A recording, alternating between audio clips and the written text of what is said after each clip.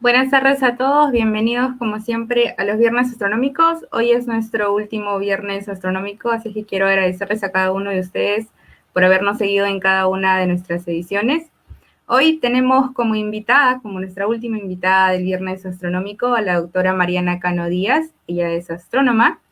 La doctora Cano es astrónoma profesional con inclinación observacional experta en la técnica de espectroscopía de campo integral, con experiencia usando datos astronómicos en el óptico y en el cercano infrarrojo. Un poquito que les voy a contar de la doctora Cano es que ella estudió la carrera de física en la Universidad Autónoma de México, una maestría en ciencias en astronomía también en la Universidad Autónoma de México, y posteriormente la doctora realizó un doctorado en astronomía en la Sapienza Observatorio Astronómico de Roma en Italia. Además también estudió una segunda carrera en historia en la UNAM.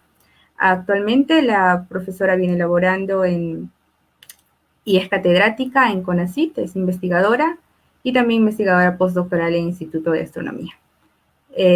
Actualmente enseñan cursos a nivel de licenciatura y maestría, y es a quien le voy a dar la bienvenida y le voy a agradecer por acompañarnos en un Viernes Astronómico. Bienvenida, profesora Mariana, a los Viernes Astronómicos. Le voy a dejar el espacio, es todo suyo, puede empezar cuando desee.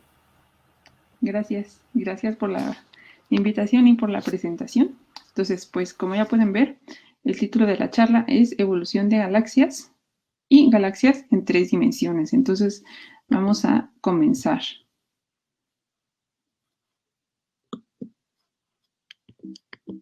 Uy, ahora no puedo pasar de diapositiva. A ver, qué raro. Creo que podría devolver sus diapositivas tal vez, si lo podemos. A ver.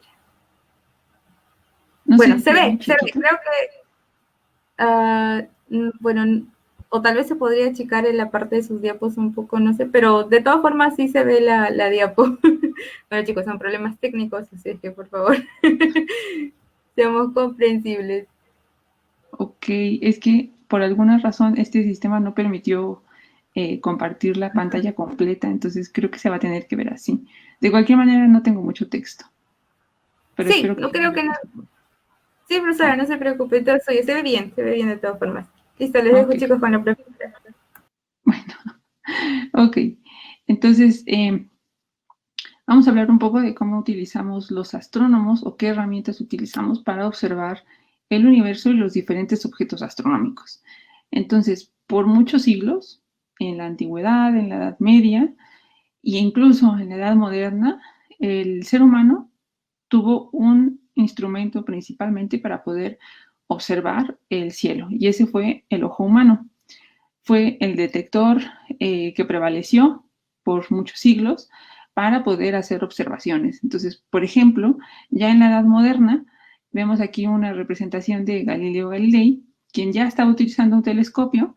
Entonces, el telescopio es el instrumento que nos permite magnificar los objetos y hacerlos visibles para nuestros ojos, pero él no tenía ningún instrumento para registrar sus datos. Entonces, ¿qué es lo que él hacía? Lo que él tenía que hacer era observar a los objetos astronómicos, como por ejemplo la Luna, y los dibujaba.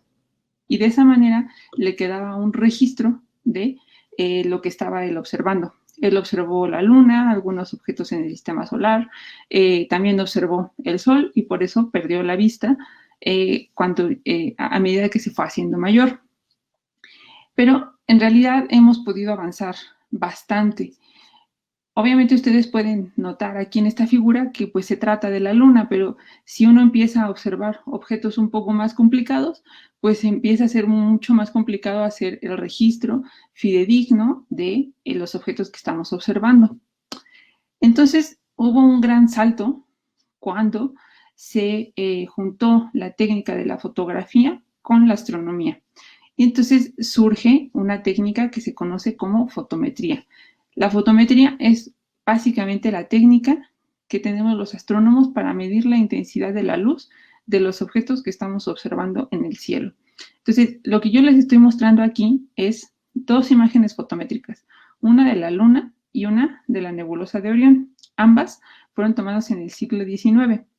Entonces, ¿cómo funciona la fotometría? Es algo muy sencillo. Es simplemente poner en nuestro telescopio y al final de él poner un una cámara fotográfica, por simple que suene, que pueda registrar lo que estamos observando. Entonces, es básicamente tomarle una fotografía a los objetos a los que estamos apuntando. Si se fijan, ya hay una diferencia sustancial entre la fotografía de la Luna y los dibujos que había hecho Galileo. Entonces, podemos ver ahora un poco más de detalle. No solamente el astrónomo que está observando puede ver el detalle, sino que se lo puede pasar a otras personas para que también lo vean y entonces así generar un poco más de conocimiento. Sin embargo, hubo una segunda revolución en la manera en la que hacemos las observaciones cuando se incorporaron los instrumentos conocidos como CCDs. Entonces, por muchísimo tiempo estuvimos trabajando desde el siglo XIX hasta el siglo XX con placas fotográficas. Incluso algunos observatorios todavía tienen sus placas. Muchos institutos conservan las placas fotográficas que se utilizaban hace 50 o 60 años, o un siglo ya casi, como registros, pero todo empezó a evolucionar y empezó a cambiar en el momento en el que se pudieron utilizar estos instrumentos electrónicos. ¿Qué son los CCDs? Los CCDs son detectores que utilizan el efecto fotoeléctrico y que son los detectores que podemos tener en cualquier cámara fotográfica digital que tengamos. Entonces, nuestros celulares, que ya son muy comunes al día de hoy, los smartphones, cuentan con un CCD. Entonces, el CCD, ¿cuál es la diferencia con la cámara fotográfica? Que tienen una sensibilidad muchísimo mayor, tienen una eficiencia mucho mayor en comparación con las cámaras fotográficas. Eso quiere decir que son más sensibles a una menor iluminación. Entonces, quiere decir que podemos apuntar nuestros telescopios a objetos que son un poco más débiles. Obviamente, el objeto más luminoso en el cielo nocturno es la Luna y por lo tanto, por eso Galileo Galilei lo podía observar tan fácilmente. Pero Galileo no podía observar galaxias que estuvieran un poco más lejanas porque simplemente su ojo no tenía la eficiencia para poder detectar estos objetos. En cambio, los CCDs que tenemos el día de hoy y que ponemos en los telescopios tienen la sensibilidad para poder registrar los fotones que vienen de objetos cada vez más lejanos. Entonces, aquí les pongo un ejemplo de cómo se ve una galaxia observada con el telescopio espacial Hubble, que también contiene un CCD. Entonces, pueden comparar cómo se ve esta imagen a las imágenes fotográficas que les mostré en la diapositiva pasada y que, por supuesto, no tienen nada que ver con los dibujos que podía hacer Galileo. Obviamente, entre mejor sea el observatorio, mejor van a ser nuestras imágenes. Entonces, si nosotros ponemos un CCD en un telescopio chiquito, pues nuestras imágenes van a ser de una cierta calidad, van a ser de mejor calidad si estamos observando objetos más cercanos, pero necesitamos construir telescopios cada vez más grandes si queremos observar objetos cada vez más lejanos y menos brillantes. Aquí les pongo un ejemplo de un telescopio de 2.1 metros que tenemos aquí en México.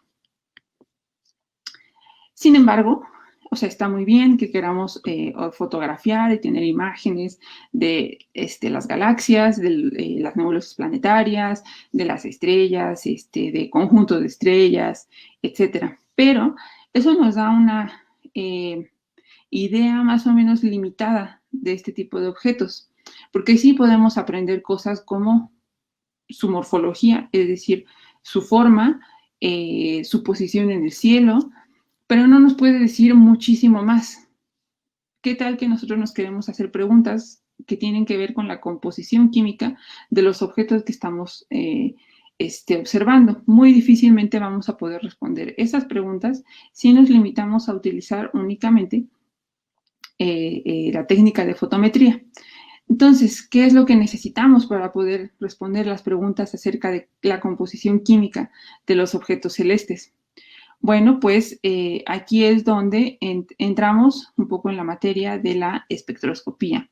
Entonces, ¿qué es la espectroscopía? La espectroscopía es también una técnica que utilizamos los astrónomos, aunque se utiliza en otras áreas de la física, y lo que hace es simplemente dispersar la luz en sus componentes.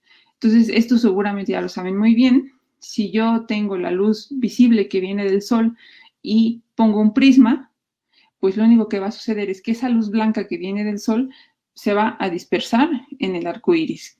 Y pues, ¿por qué en el arco iris? Pues bueno, porque este es el espectro que nosotros podemos observar con nuestros ojos.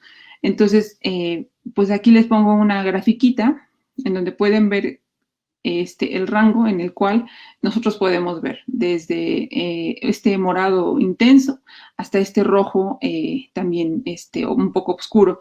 Todo lo que está después del rojo, que es el infrarrojo, nuestros ojos ya no los pueden detectar, y todo lo que está después de este color morado, que es el ultravioleta, nuestros ojos tampoco ya lo pueden detectar. Pero aún así, si trabajamos nada más con el espectro visible, pues ya vamos a tener una cantidad importante de información. Pero ahora, ya tenemos los telescopios, ya tenemos espectrógrafos. ¿Qué tipo de información nos puede dar esto? Imagínense a los astrónomos que empezaron a utilizar la técnica de espectroscopía y que empezaron a registrar espectros de los diferentes objetos. No fue una tarea fácil tratar de entender la naturaleza de los espectros que estaban observando. Entonces, es importante que hablemos un poco de lo que se conoce como las leyes de Kirchhoff. Y entonces aquí todos los físicos o ingenieros me van a preguntar que si son las leyes de Kirchhoff que vemos en electricidad, y pues no, este es otro Kirchhoff. Estas son unas leyes que nos describen óptica. Entonces, básicamente hay tres. Vamos a ir con la primera, aquí arriba. Si yo tengo un cuerpo negro que está radiando, ustedes me preguntarán qué es un cuerpo negro. Bueno, pues un cuerpo negro es eso, un objeto que está emitiendo calor. Entonces, ¿cuál es un ejemplo de cuerpo negro? Nosotros somos un cuerpo que está irradiando calor. Lo mismo sucede, por ejemplo, con las estrellas. Entonces, nuestra radiación es en forma bastante similar a la de las estrellas. Vamos a ver ahorita esta forma. Entonces, si tenemos un cuerpo negro, que como les digo es algo que está emitiendo calor y por lo tanto está emitiendo radiación electromagnética, que es la luz, y pasamos esa emisión a través de un prisma, entonces quiere decir que vamos a poder dispersarla en sus componentes. Entonces, supongamos que este cuerpo caliente es el Sol. Entonces, si el Sol está emitiendo y pasamos su luz por un prisma, va a suceder lo que ya les puse en la diapositiva anterior. Vamos a ver un espectro continuo que nos va a abarcar todas las componentes. Pero, en realidad, eso sería es un caso sencillo. ¿Qué pasa? Y en realidad el universo pues no es sencillo, es mucho más complicado. ¿Qué pasa si yo tengo ahora una estrella en el universo que está por ahí y que yo la quiero observar, pero resulta que adelante de esa estrella, es decir, entre la estrella y yo, hay una nube de gas? ¿Creeríamos que el espectro se va a ver igual? Pues bueno, la realidad es que no. Lo que va a suceder es que si nosotros pasamos la luz de la estrella que está afectada por esta nube que está en medio, vamos a ver el mismo espectro continuo que teníamos antes, pero con una serie de rayas oscuras. Esas rayas oscuras se les conoce como líneas de absorción. Lo que está sucediendo es que esta nube de gas más o menos fría está absorbiendo parte de la radiación. ¿Por qué en lugares específicos? Bueno, tiene que ver con la composición química de la nube de gas. Entonces, aquí ya podemos tener bastante información. Si vemos el continuo que está abajo de las rayas negras, nos está dando información acerca de la estrella, pero si yo veo las líneas oscuras, me está dando información física también de la nube que está entre la estrella y yo. Ahora, ¿qué pasa si yo no estoy viendo un cuerpo negro y estoy nada más observando una nube de gas? Pues bueno, si esta nube de gas está caliente y está radiando, y por lo tanto su radiación electromagnética me está llegando y yo también la disperso a través de un prisma, no voy a ver estos casos. Lo que yo voy a ver van a ser simplemente unas ciertas líneas de colores. ¿De qué color? Bueno, pues en la longitud de onda en la que está emitiendo. Y esa longitud de onda depende de la composición química de esta nube de gas. Es decir, que si esta nube de gas está compuesta nada más por hidrógeno, por ejemplo, y está emitiendo en una longitud de onda muy específica, pues esa es la línea que yo voy a ver en el espectro. Si esta nube de gas, al contrario, tiene varios elementos, por ejemplo, pensemos, tiene hidrógeno y además tiene oxígeno, pues entonces yo voy a ver las líneas de emisión en las diferentes longitudes de onda que emiten en los elementos, con los elementos que conforman a esta nube de gas. Entonces, con estas tres leyes de Kirchhoff, que son muy sencillas, podemos entender un montón de cosas. Es más, podemos entender ya prácticamente todos los objetos luminosos en el universo. Entonces, para que no se los olvide, si vemos un espectro continuo, quiere decir que estoy viendo un cuerpo negro. Si yo veo un espectro continuo, pero con rayitas obscuras, es decir, con líneas en absorción, quiere decir que estoy viendo la emisión de un cuerpo negro que está siendo afectada por una nube de gas frío que está absorbiendo su radiación. Y por el contrario, si yo nada más veo líneas de emisión en ciertas longitudes de onda muy específicas, entonces quiere decir que lo que estoy viendo es una nube de gas. Entonces quiere decir que con esto podemos entender de dónde viene la diferente radiación que yo estoy observando a la hora de hacer observaciones astronómicas y que las estoy pasando por un elemento dispersor, como por ejemplo un prisma o una rendija. Ahorita vamos a eso. Entonces, pues realmente ya con eso tengo todo. Ahora, ¿cómo le hacemos los astrónomos para tomar la espectroscopía de estos cuerpos? Bueno, la manera más clásica o la técnica más clásica es lo que se conoce como espectroscopía de rendija larga. ¿Por qué? Porque lo que sucede es que los instrumentos que se utilizan son literalmente una rendija o un elemento dispersor en forma de una rendija, que lo que hace es que cuando la luz que viene de un objeto astronómico que pasa por el telescopio y luego pasa por la rendija, la va a dispersar. Entonces, ¿cómo le hago? Yo voy al telescopio y supongamos que yo quiero observar una estrella, por ejemplo, una de las estrellas que estoy poniendo en esta imagen. Pues entonces yo apunto el telescopio a esa estrella y al final del telescopio voy a poner mi elemento dispersor o mi rendija. Entonces toda la luz de la estrella que pasa por el telescopio y pasa por la rendija es la que yo voy a ver. Ahora, ¿cómo se ve el espectro de una estrella? Pues bueno, tiene esta forma súper característica. Si ustedes ven el espectro de un objeto celeste que tiene esta forma, que es como esta curva con una cola así muy extendida, eso es una estrella. Para los que son físicos, seguramente esto va a ser muy fácil de identificar porque esta es una curva que se le conoce como planckiana, es decir, es la curva de un objeto, perdón, se me fue un cuerpo negro.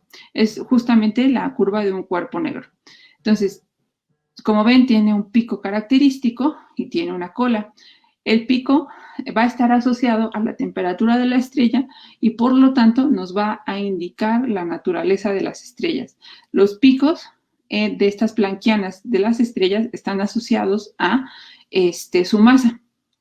Entonces, quiere decir que si yo observo diferentes estrellas y les tomo un espectro y los voy comparando, voy a ver que voy a tener planckianas de diferente forma, bueno, de diferente tamaño, con diferentes picos.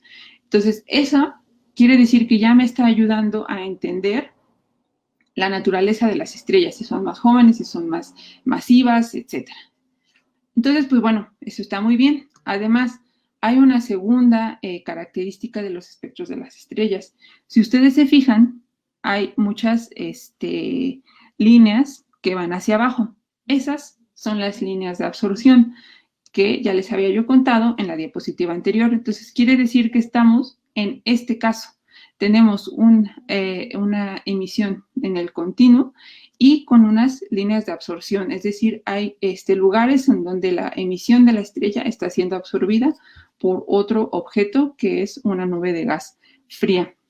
¿A qué se deben estas líneas de absorción en las estrellas? Bueno, se deben a las propias atmósferas estelares de las estrellas, es decir, las estrellas las podemos imaginar como un objeto redondo que está rodeada por un gas, que son las atmósferas estelares, y ese gas es el que está absorbiendo la radiación que viene desde el centro de la estrella, y por eso lo que vemos es esta forma, una planckiana con líneas en absorción. Si vemos un espectro así, seguro es una estrella, ¿ok? Pero bueno, este es un caso sencillo, pero ¿qué pasa si yo quiero ver un conjunto de estrellas? Pues bueno, la cosa se empieza a complicar. En particular, ¿qué pasa si yo quiero ver un conjunto de estrellas extremadamente grande? Y con eso me refiero a los protagonistas de esta charla, que son las galaxias. Entonces, pues, primero que nada, tenemos que preguntarnos qué son las galaxias. Entonces, una manera de definirlas es que son conglomerados de estrellas, gas, polvo y algo más que no podemos ver. ¿Qué es ese algo más? Es algo que se puede conocer como materia oscura, o hay gente que teoriza que se debe a una teoría a que la gravedad está modificada y no la entendemos como la entendía Newton, sino que hay que modificar la ley de gravitación. O puede ser que sea una combinación de las dos, que la gravedad en estas masas tan grandes no funciona tal cual como Newton nos la describía, y que además puede haber una cantidad de materia que simplemente no radia y que por eso no la podemos ver. Entonces, bueno, como no funcionan las diapositivas, no me funciona la animación. Pero bueno, aquí les pongo una imagen de una galaxia y encima una rendija. Esa rendija simula la rendija larga que yo les decía que utilizamos en los telescopios. Entonces, ¿qué pasa si yo tengo la galaxia, apunto mi telescopio a esa galaxia y pongo una rendija? Pues bueno, el espectro suponemos que ya no va a ser tan sencillo, porque si ustedes se fijan, la rendija está pasando por un montón de lugares de las galaxias, desde estos brazos espirales, estas regiones que se ven un poco densas, estas regiones que se ven oscuras, el centro que se ve muy luminoso, en fin. Entonces, ¿cómo se verá el espectro de un objeto así de complicado? Pues bueno, se ve más o menos de esta manera. Ya no tiene la forma de planckiana que les había yo dicho, de las estrellas. Tiene estas líneas hacia abajo, que son las líneas en absorción, que ya sabemos que se debe al gas que está absorbiendo la emisión de fondo, pero además vemos que tiene un montón de rayitas para arriba que son significativas, como esta chiquita que se ve por aquí. Esas son líneas en emisión y esas son a las que estábamos refiriéndonos con las leyes de Kirchhoff en este caso. Son las líneas en emisión que se refieren al gas caliente que está emitiendo. Entonces, quiere decir que las galaxias tienen una emisión fuerte, tienen líneas en absorción y tienen líneas en emisión. Entonces, quiere decir que estos objetos tienen de todo. Tienen un continuo, líneas en absorción y líneas en emisión. Entonces, estamos hablando de que ya son objetos sumamente complicados y sumamente complejos. Hay muchas cosas que están pasando adentro de ellas y, pues, por lo tanto, son las cosas que queremos investigar. Entonces, ¿qué podemos aprender de hacer espectroscopía de las galaxias? Pues bueno, si yo tengo una o muchas galaxias que las estoy observando y les paso una rendija de dispersión, pues bueno, voy a obtener un espectro como este que les había yo mostrado. Este se ve un poquito chiquito, pero es bastante buen ejemplo porque tiene líneas de emisión y en absorción bastante prominentes. Por ejemplo, de aquí. Esta línea es una línea del hidrógeno, por ejemplo. Pero hay otras más. Hay otras líneas del hidrógeno, hay otras líneas de nitrógeno y de oxígeno. Entonces, quiere decir que estas líneas que estamos viendo y que son características de ciertos elementos ya me están ayudando a saber cuál es la composición química de estas cosas. Y si yo sé la composición química de las galaxias, entonces puedo inferir muchas otras cosas. En particular, podemos inferir cuál es la metalicidad. Aguas, porque los astrónomos tenemos una definición muy rara de metalicidad. Si yo le digo a la gente común o a un físico que no es astrónomo, que estoy tratando de detectar metales, seguramente lo que va a pensar es que estoy tratando de detectar elementos tipo el fierro o algo así muy pesado, pero en realidad en astronomía los metales se definen como todos los elementos que son más pesados que el hidrógeno y el helio. Entonces es una definición un poco extraña, pero es para que la tengan un poco en cuenta. Entonces cualquier elemento más pesado que el hidrógeno o el helio, ya sea el nitrógeno, el litio, etcétera, esos en astronomía ya se les conoce como metales.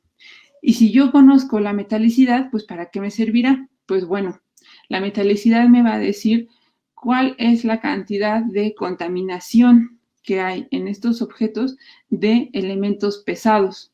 Entonces, quiere decir que me está dando una idea de cuál es la composición química, pero no solo eso, quiere decir que si yo voy y observo diferentes galaxias y veo que tienen metalicidades diferentes, pues entonces ya me está dando idea acerca de que todas las galaxias no pueden ser iguales. Si yo veo galaxias que tienen metalicidades pobres y veo galaxias con muchos metales, pues quiere decir que la evolución de ambas no ha sido la misma.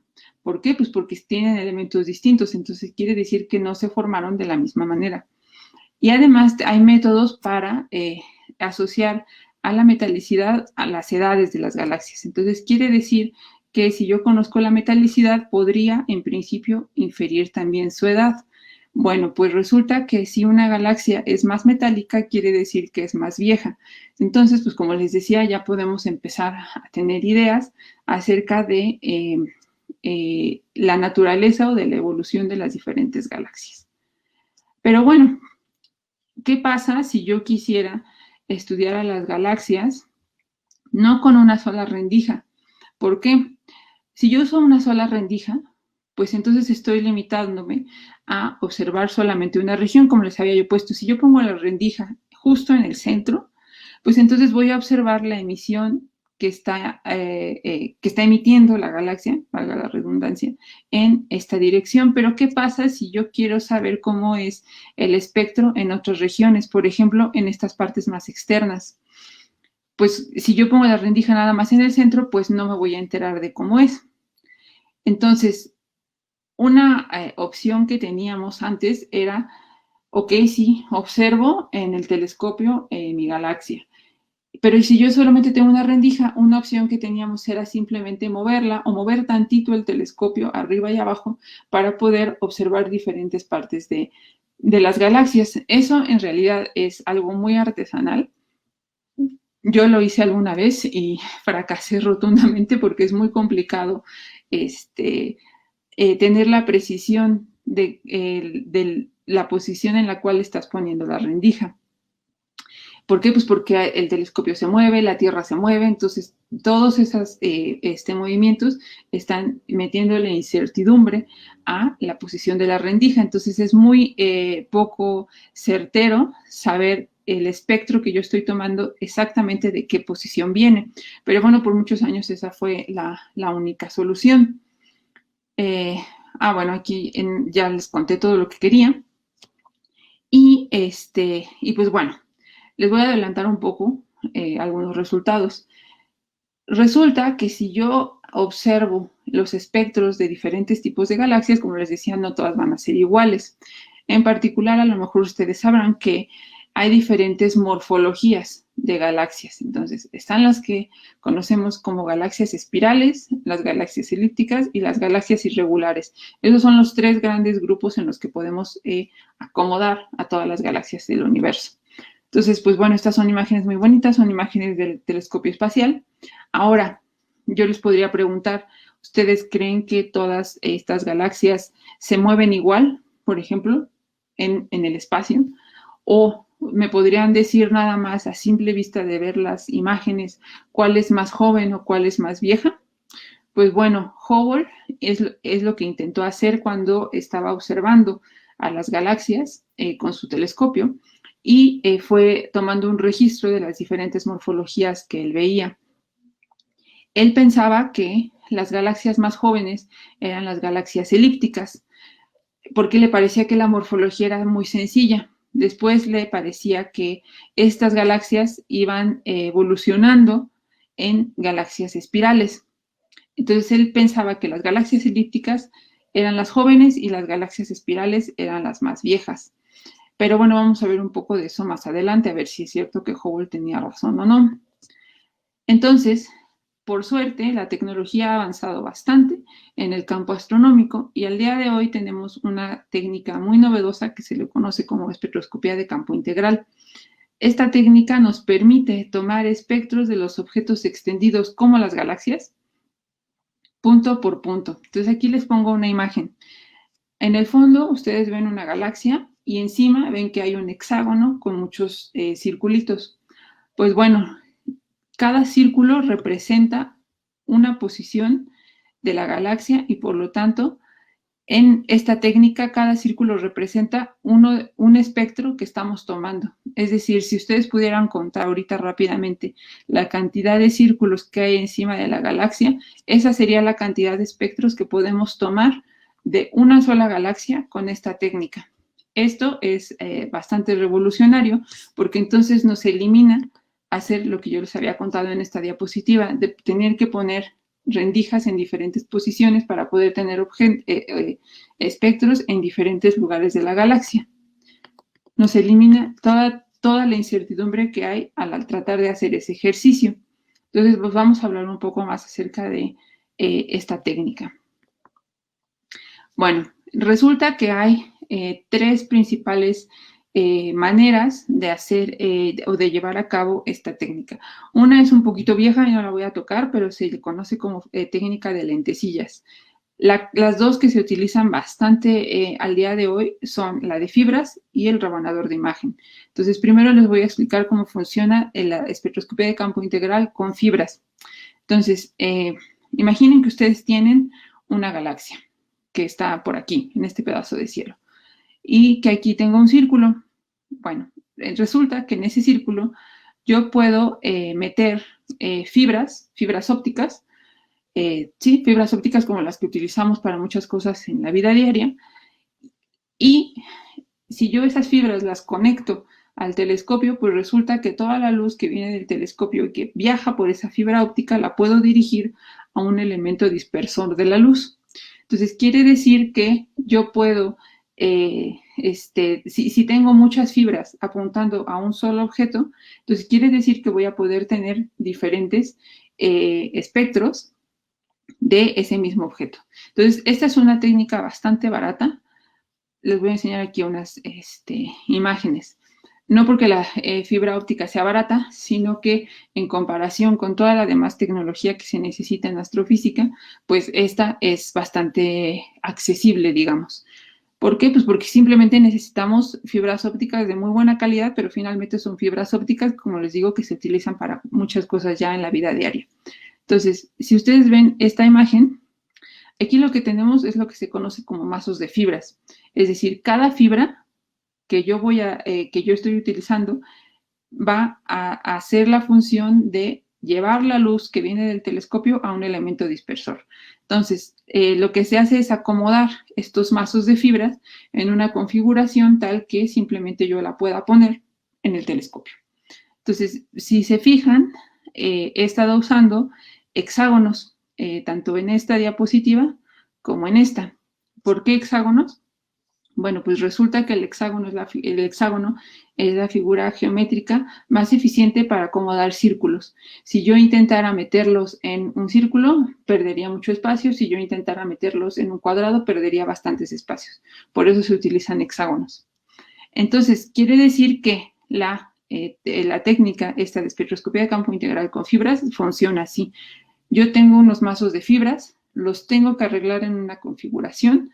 Esos yo los conecto al telescopio, el telescopio observa un objeto astronómico que yo quiera y la luz que viene de cada mazo de cada fibra va a pasar por un elemento dispersor y yo voy a grabar literalmente esa información en el detector CCD.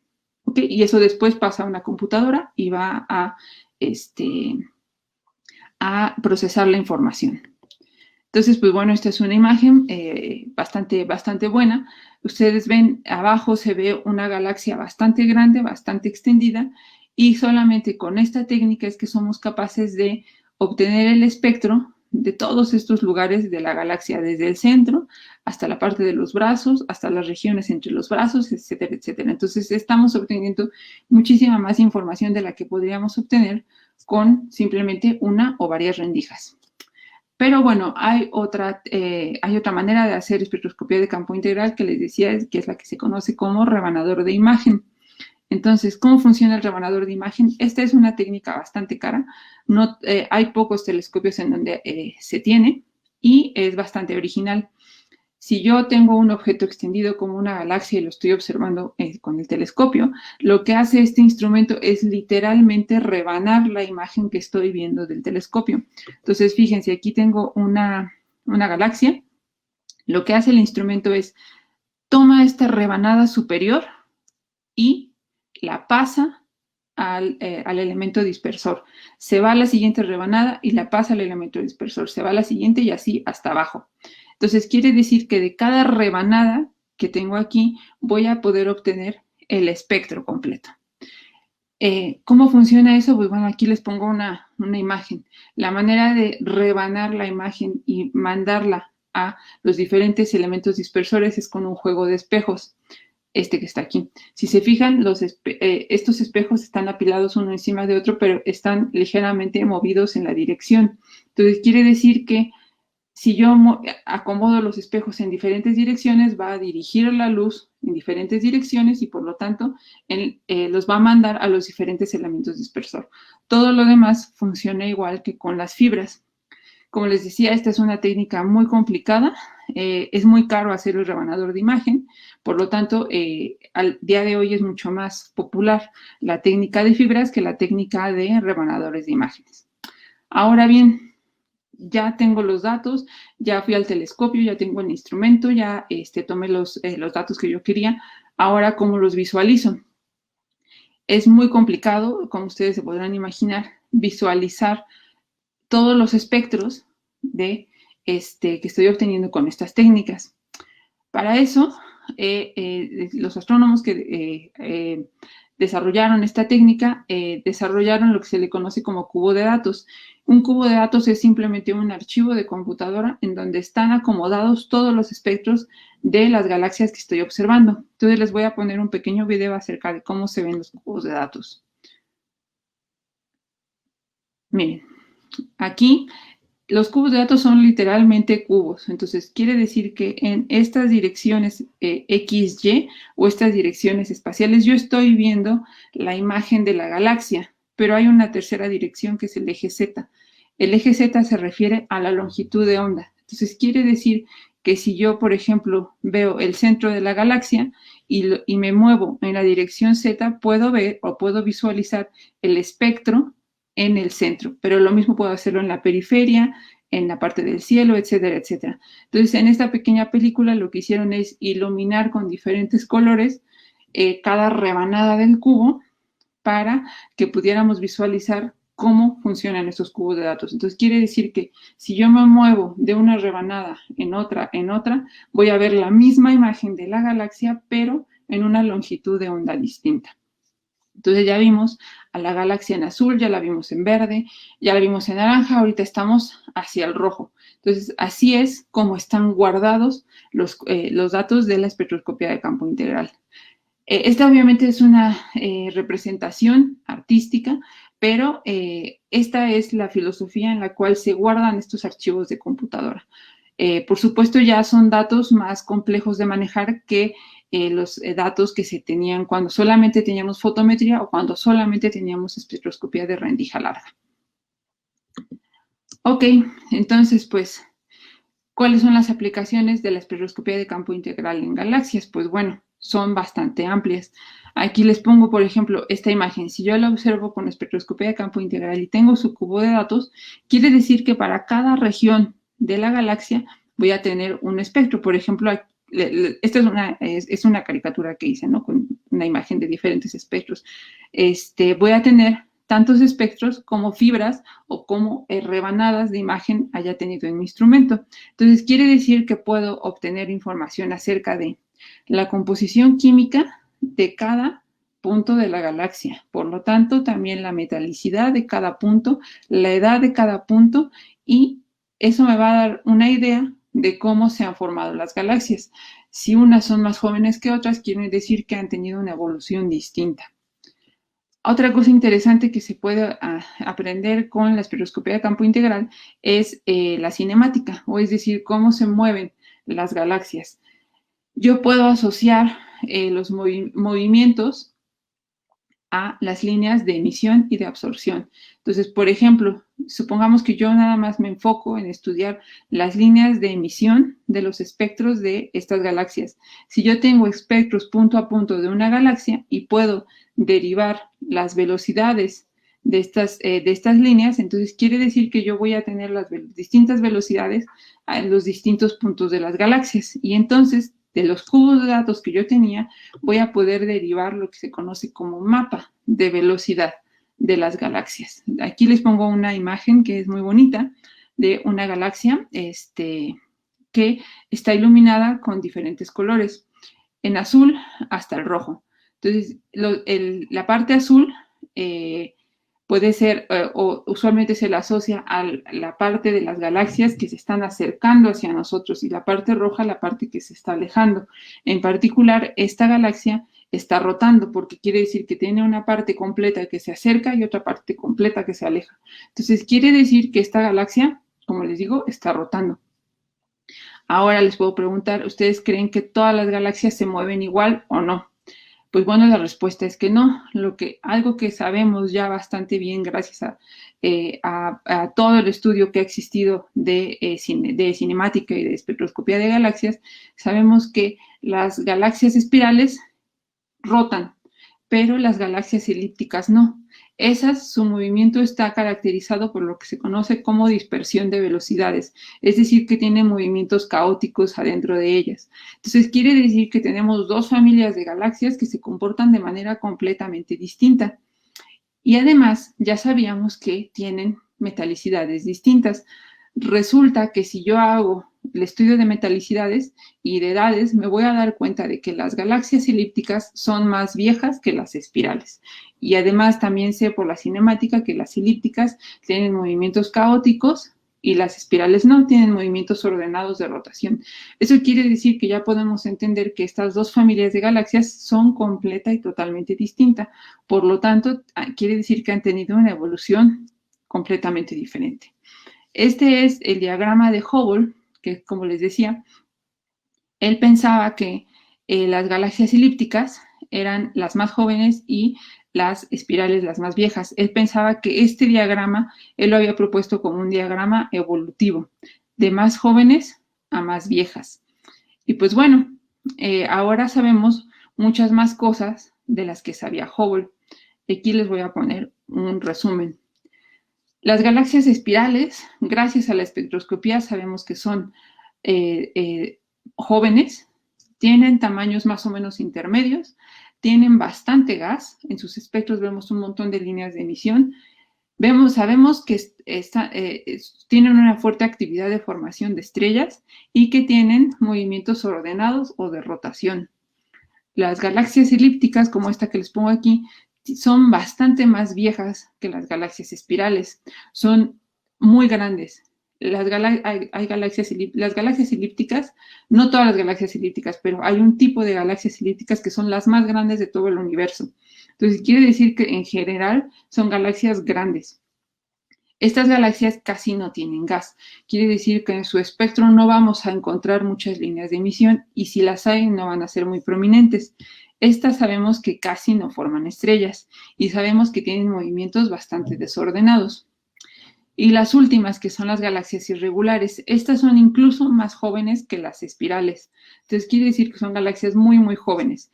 Típicamente son las galaxias más chiquitas. Entonces, si estas eran de tamaños intermedios, estas eran muy grandes, estas son las que típicamente conocemos como galaxias enanas, son galaxias muy pequeñas.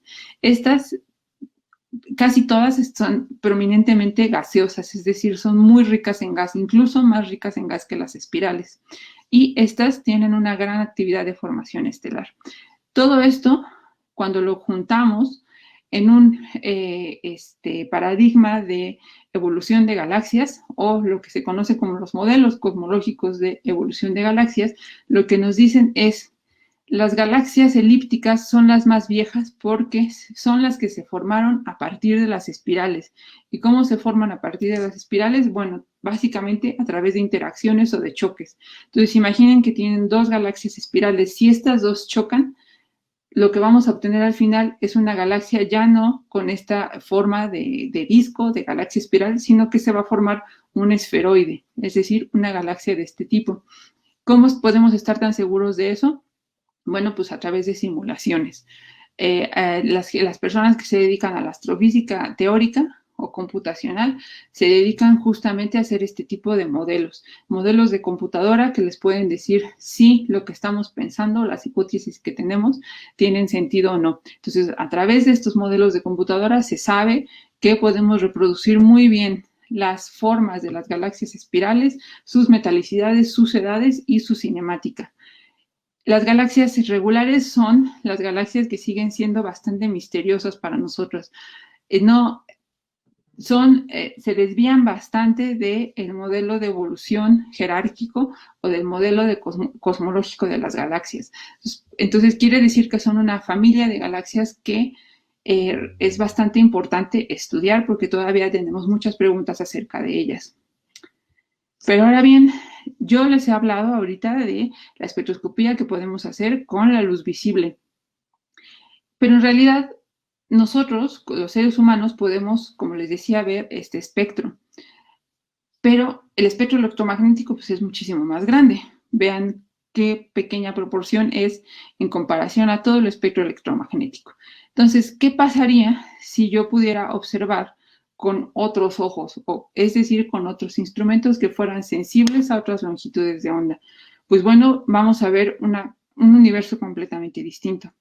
Aquí les pongo dos imágenes de dos galaxias que han sido observadas en diferentes longitudes de onda. Por ejemplo, aquí está la observación hecha en el óptico, o como la veríamos nosotros con nuestros ojos, pero también con instrumentos que son sensibles al ultravioleta, a los rayos X, al cercano infrarrojo, al mediano infrarrojo, al radio, etcétera, etcétera. A la línea de 21 centímetros, que es radio. Entonces, si se fijan, la morfología cambia bastante de estas galaxias. No es lo mismo verla así en el óptico que en el rayos X. En rayos X casi no vemos los brazos espirales. Entonces, quiere decir que si vemos las galaxias o el universo con diferentes longitudes de onda, pues vamos a aprender diferentes cosas. Es bastante significativa este caso. Vean cómo esta es la imagen en el óptico, pues vemos aquí una galaxia y aquí otra. Y aquí vemos una chiquita, ¿no? Pero si nos vamos al radio, que es la imagen de arriba, que es la línea en 21 centímetros, pues vemos que la cosa cambia radicalmente. Vemos que hay un montón de puentes de gas que vemos en esta longitud de onda que están conectando las tres galaxias. Entonces, si nosotros nos limitáramos a estudiar nada más el óptico, pues pensaríamos que son tres galaxias que entre sí no tienen nada que ver, pero cuando las observamos en radio, pues son otra cosa. Entonces, bueno, por el momento no contamos con instrumentos de espectroscopía de campo integral más allá del óptico y del infrarrojo. Pero si lográramos ampliar esto a otras longitudes de onda, pues vamos a aprender mucho más. Ahora bien, nosotros podemos utilizar esta técnica para observar una galaxia, pero ¿qué pasa si yo quisiera observar no una, ni dos, ni 10, sino cientos o miles de galaxias? Pues bueno, a eso se le conoce como catastros de galaxias o surveys de galaxias en inglés.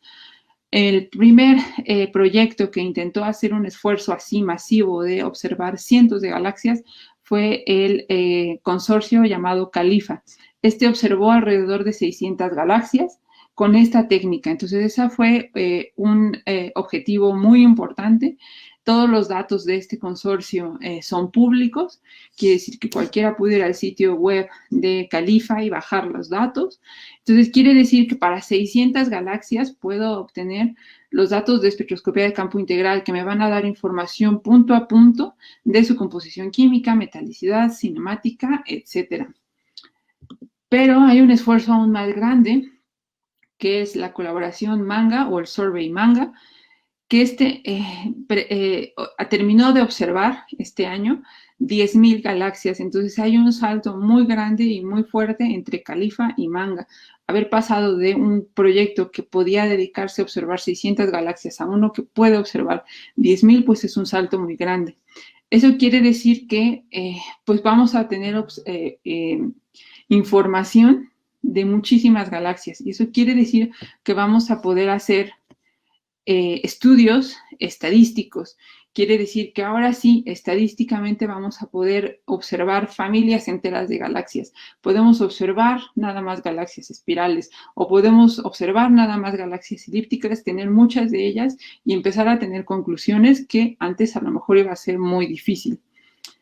Sin embargo, pues es complicado hacer un proyecto de tal magnitud.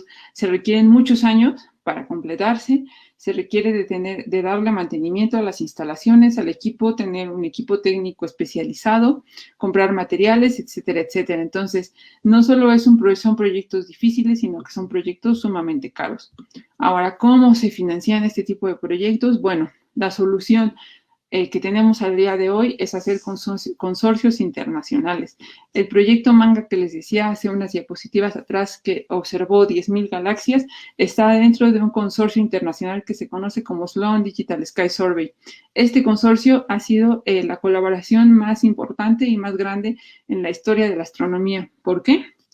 Porque se ha financiado de dos fuentes principalmente. Una, de una fuente privada que vino de un inversor privado rico que trabajaba para la Fundación Sloan. No sé ahí en Perú, pero aquí en México es muy común ir a un baño público y ver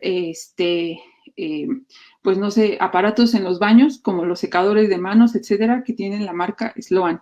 Esa es la marca que puso el dinero para la construcción del telescopio. Y yo sé que puede sonar chistoso, pero es totalmente cierto. Esa fundación, a lo largo de los años de esta colaboración, ha aportado dinero. Sin embargo, la mayor fuente de financiamiento viene de todas las instituciones afiliadas a este consorcio que han metido dinero para poder hacer estas observaciones a lo largo de los años. El consorcio Sloan ya tiene pues más de una década trabajando, es más, creo que más de 2 décadas trabajando. Aquí, por ejemplo, les pongo la lista de instituciones y de grupos que han aportado dinero y trabajo para que se pueda llevar a cabo la fase 4, que es en donde está este proyecto de MaNGA. Como podrán ver, es una lista pues bastante considerable. Ahora, no solamente se requiere de personal técnico, de instalaciones y ya, ¿no? Realmente se requiere de algo mucho más. Y es decir, que se requiere toda una estructura y poder de cómputo para poder analizar los datos que vienen de esta cantidad de información. Entonces, quiere decir que tenemos que gastar no solo en el telescopio, en los instrumentos, en los materiales, sino en el equipo de cómputo. Simplemente almacenar la cantidad de información, que son teras y teras y teras de información, requiere de sitios en donde están los discos duros que tienen que tener enfriamiento, que tienen que tener ciertas condiciones para poder asegurar la preservación de la información. Y no solo eso, esa ya es la información que está, ahora tenemos que analizarla. Entonces, quiere decir que se requiere de una fuerte infraestructura de cómputo para poder jalar la información que viene del telescopio, procesarla para que sea legible para nosotros y analizarla. Entre más tiempo pase y los consorcios se vayan haciendo más grandes y la cantidad de datos que observemos sea cada vez mayor, vamos a ir requiriendo cada vez más capacidad de cómputo hasta que la única manera de resolver este tipo de problemas sea a través del supercómputo, ya no el cómputo normal que utilizamos con nuestras computadoras al día de hoy. Incluso las computadoras personales al día de hoy que tenemos, que podemos comprar, ya podemos hacer pequeños proyectos de supercómputo, ya son tan capaces de hacer eso. Pero para analizar los datos que vienen de un consorcio como el SLOAN, pues requieren ya de una infraestructura grande. Y pues bueno, un poco hacia el futuro de la espectroscopía de campo integral es que el próximo telescopio espacial que se va a llamar James Webb, que se va a lanzar en algún momento, no se sabe cuánto porque ha habido muchos retrasos por los recortes económicos, pero se va a lanzar, va a tener un espectrógrafo de campo integral que va a observar en el cercano infrarrojo. Esto también va a cambiar completamente el panorama porque la calidad de las observaciones cuando se hace en el espacio en comparación de las que hacemos en la Tierra, pues es infinitamente mayor. Entonces va a ser un salto muy, muy importante. Entonces, pues bueno, con esto llego a las conclusiones. Pues bueno, la espectroscopía de campo integral nos permite conocer con precisión los espectros punto a punto de un montón de objetos astronómicos extendidos. Yo ahorita solamente hablé de galaxias, pero por supuesto esto se puede aplicar a otros objetos como, por ejemplo, las nebulosas planetarias.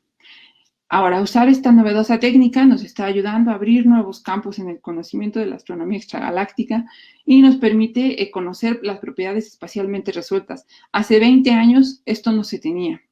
El primer proyecto del SLOAN Digital Sky Survey, utilizaba únicamente una sola fibra, es decir, que solamente nos permitía obtener un espectro de 10.000 o 100.000 galaxias.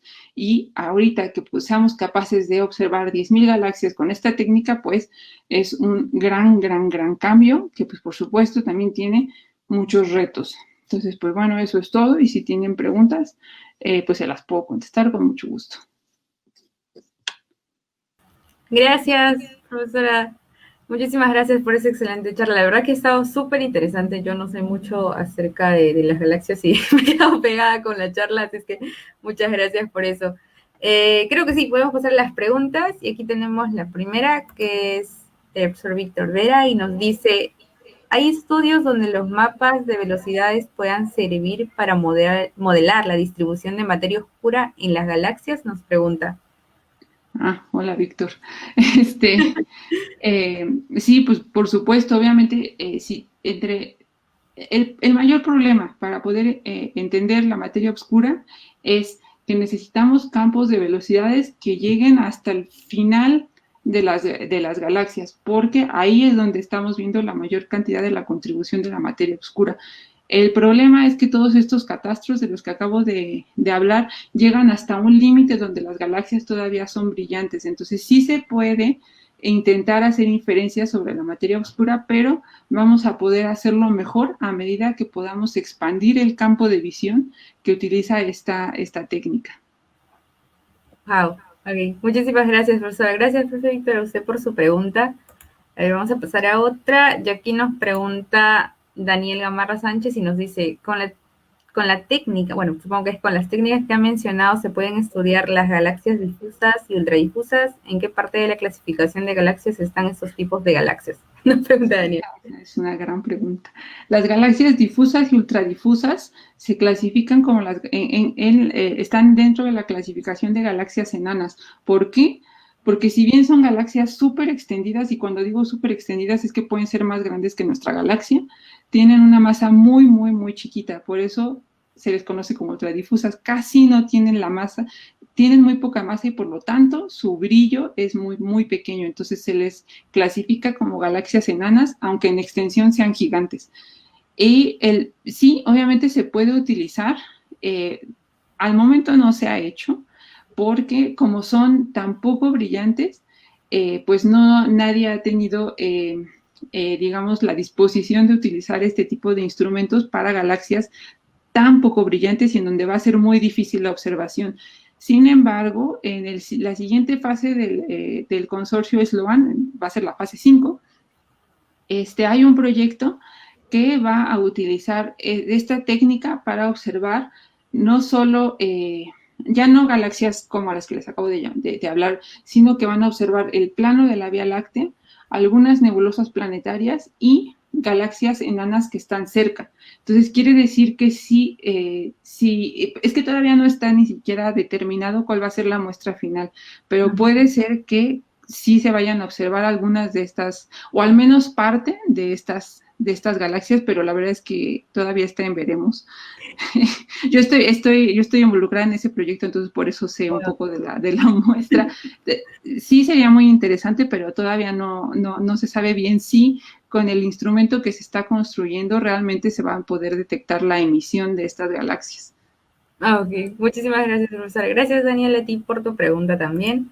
Y aquí tenemos una preguntita más, que es de Stephanie Gutiérrez Palacios y nos dice, con estudio es posible saber su movimiento y su traslación de las galaxias o formación. Eso nos pregunta Stephanie.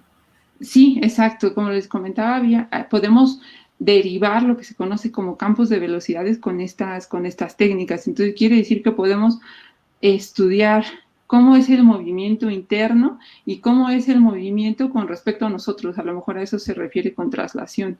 Sí, podemos determinar ambas cosas. Wow, muchísimas gracias, profesora. Gracias, Stephanie es una seguidora de los viernes astronómicos, ella no se pierde ni una de las charlas, así es que muchísimas gracias, Stephanie, por tu pregunta. Y aquí tenemos la pregunta de Adrián, que estaba obligado a preguntar. Nos dice, buenas noches, profesora, excelente charla. ¿Los datos del James Webb también estarán abiertos para todos? Nos pregunta. Esa es una muy buena pregunta. Sí, no. A ver, los telescopios espaciales, o sea, el Hubble y este nuevo que va a haber, son ultra competitivos. Eso quiere decir que todos los astrónomos del mundo queremos tiempo ahí. Entonces, si tú metes una propuesta, la verdad es que la posibilidad de que te la aprueben es baja por la cantidad de competencia que hay. Entonces, supongamos que hiciste una muy buena propuesta, la metiste y te la aceptaron. Ok, te dan los datos. Esos datos tú vas a ser propietario de esos datos por una cierta cantidad de tiempo, que no sé bien cuál va a ser la que define el James Webb, pero puede ser un par de años, por ejemplo. Así es en algunos observatorios. A lo mejor te dicen, ok, aquí están los datos, tú eres el propietario 2 años, haz lo que quieras, saca los artículos que quieras y ya. Pero al segundo año, los datos se liberan. Entonces, quiere decir que los van a poner en un archivo, cualquiera puede ir y jalarlo y bajarlo, y entonces si tú no los aprovechaste en esos 2 años, bye. Los demás pueden hacer lo que tú querías hacer. Sí, eso es cierto, wow. Súper competitivo, y todos los astrónomos van a estar. Muchas gracias, profesor. Gracias, Adrián, por tu pregunta. Una pregunta más que me hicieron por interno, déjeme checar, es bueno, creo que son times por ponerlo en el Facebook, pero me preguntan, ¿se puede distinguir tipos de galaxias por sus curvas? Nos dicen. No sé si es posible. Supongo que se refieren a las curvas cinemáticas, sí. Si yo veo una curva, es más, si yo veo una curva, puedo saber que es una galaxia espiral. Si yo veo un montón de movimientos caóticos, es decir, ya no es una curva bonita y ordenada, entonces es una galaxia elíptica. Wow. O puede ser que si yo veo un montón de movimientos desordenados, también puede ser que esté habiendo galaxias en interacción. Y ahí es más complicado, porque entonces puede ser que sean movimientos, a lo mejor 2 galaxias de estas espirales que ya están fusionándose. Entonces ahí pues va a ser un poco complicado, pero en principio sí se puede. Ok. Genial. Ok. Muchísimas gracias, profesora. Usted sabe, no todo el mundo pregunta por Facebook, pero bueno. Una curiosidad, yo quería, la curiosidad que mencionó antes de llegar a la espectroscopía de campo integral, antes se hacían con las rendijas. Quisiera que nos cuente un poquito de la experiencia que tuvo con esto del telescopio. Creo que sería bueno que también los chicos conozcan cómo... Esa ha sido mi primera experiencia en telescopio en la vida. El problema es, o sea, uno, pues, bueno, para que puedas acceder a tener el tiempo en el telescopio, pues tienes que meter una propuesta. Entonces, yo en esa época era estudiante de maestría, ¿no? Entonces, por supuesto que la mayor parte de la propuesta la hicieron mis asesores, ¿no? Pero para meter la propuesta, pues teníamos una serie de cálculos así súper complicados para decir, ok, vamos a observar este objeto y voy a tener que mover el telescopio tantitos grados hacia arriba y hacia abajo. Y ya, con eso. Ok. Entonces ya llegamos al telescopio y pues nos dimos cuenta, o sea, yo no tenía mucha experiencia en telescopio, y resulta que lo que fue más complicado fue que, pues obviamente la Tierra se está moviendo, ¿no? Porque pues la noche y el día, entonces estábamos de noche y pues la Tierra se va moviendo. Entonces quiere decir que uno tiene que tratar de compensar el movimiento de la Tierra. Ahí fue donde todo colapsó. Sí pudimos intentar compensar el movimiento de la Tierra, pero resulta que nosotros necesitábamos precisiones ultra altas. Entonces, las incertidumbres que teníamos al final de la posición de las diferentes rendijas fue tan grande que no nos permitió decir mucho. Bueno, por lo menos fue una experiencia, una buena anécdota para contar. Experiencia con el telescopio. Muchas gracias, profesora. Yo creo que podemos terminar ahí. Bueno, ¿qué más? Agradecerle por la excelente charla. Yo creo que todo el mundo que ha estado observando la charla le ha gustado muchísimo porque nos ha explicado cosas muy puntuales y como que supongamos que alguien nunca ha visto el tema, entonces yo creo que sí lo ha entendido por lo menos al 100%. Antes de pedirnos, yo quiero hacer unos anuncios, porfa, si me permite, y el primer anuncio es que hoy a las 7:30 aproximadamente, sobre los cielos del norte y el centro del Perú, va a pasar la Estación Espacial Internacional, así es que si no lo han visto, la pueden ver. La 2 es que mañana tenemos transmisión por Instagram de Pregúntale a un astrónomo, que va a ser a las 6, y vamos a hablar acerca del eclipse que va a ser el día lunes, que desde Perú se va a ver, dicho sea de paso, en forma parcial, pero bueno, creo que es una buena oportunidad para que todos se enteren de todos los detalles. Y la tercera cosita es que, como mencioné hoy día, la profesora fue nuestra última invitada del Viernes Astronómico en su, digamos que, de manera normal que hemos estado haciendo con invitados, pero el otro viernes tenemos Viernes Astronómico para niños, al cual hemos puesto Viernes Astronómico Kids, así es que están todos invitados, tienen hermanitos, sobrinitos, todos están invitados al Viernes Astronómico de la próxima semana, que el afiche seguramente ya va a salir en estos días. Bueno, ya terminé con mis anuncios, entonces le voy a agradecer a usted, profesora, muchísimas gracias por haber aceptado el Viernes Astronómico. El contacto se hizo con Adrián, así que gracias, Adrián, por eso. No sé si quiere decir algo antes de despedirnos, antes de irnos, algo que usted quiera comentar. No, pues más bien si tienen más dudas, pues me pueden escribir. Adrián tiene mi correo.